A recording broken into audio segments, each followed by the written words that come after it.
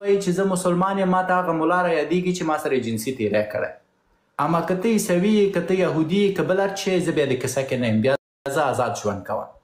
نو ته خو اوږدهیي یې سړیه، ته لیونی یې، دا سبي تکلیف لرې، ته انټلیکچوال نه یې، ته د ایتستانو په منځ کې یو تور داغ یې، یو تور داغ یې. او زه تا درک کوی شم، ځکه چې په ماشومتوب کې د جنسي تېري سره مخ اوسې، ته به ډېر دردېدلی، تا به ډېره شکنجه لیدلي، ته به کوما ته لاړې، او کیدای شي یو بار در سره دا نه وي شوي، بار بار در سره شوي. شاید یو ملا بار بار په کوڅو کې رانیولی. زه خیر دې نیولی ته نشي کولی د هغه ملا کس د ما نه واخلې، ته نشي کولی د ملا کس ما د دین نه واخلې. که ته چېرته انټلیکچوال چېرته منطقي سړی وې، که ته چېرته سم سړی وې، نو تا به ما ته ویلي وو چې ما ته شواهد مهم دي، ما ته سند مهم دی.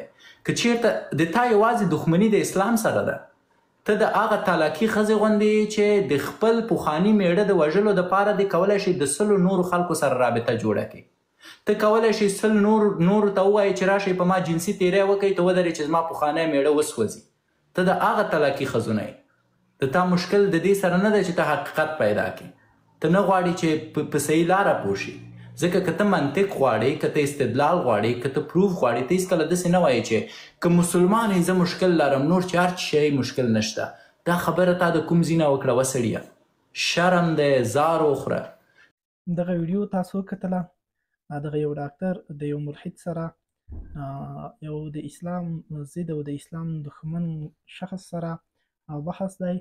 صرف موږ او تاسو که د یو خبرې ته فکر وکړو، نن زموږ دښمن همغسې دښمن دی کوم چې د رسول الله صلی الله علیه وسلم او د صحابه وو، بلکې د موږ دښمن نن همغسې دریځ لري کوم چې ان د موسی علیه السلام او یا د نورو پیغمبرانو په ضد کفارو لرل.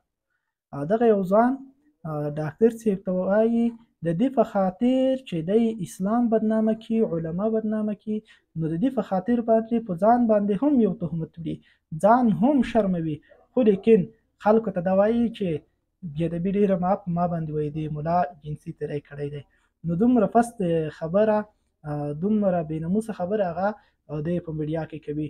د موږ دښمن چې هغه د موږ سره د غیرت او د مېړانې په میدان کې مات شوی دی، اوس دې ته ناست دی چې هغه په میډیا کې داسې خبرې وکړي چې اسلام بدنام کړي، علم بدنام کړي.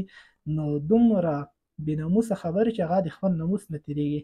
صحابه کرام چې کله د کفارو په مقابل کې په چټکۍ سره مخکې روان وو، نو کفارو ته به شیطان دغه یو مشوره ورکوله چې تاسو د دوی په مقابل کې د ښځو نه او د دغسې بې ځایه خبرو نه کار واخلئ چې هغوی په ټوله دنیا کې یو قسم ته سپک کړی شي. خو لیکن الله چې څوک عزتمن کړي وي، هغه نه بې عزته کېږي.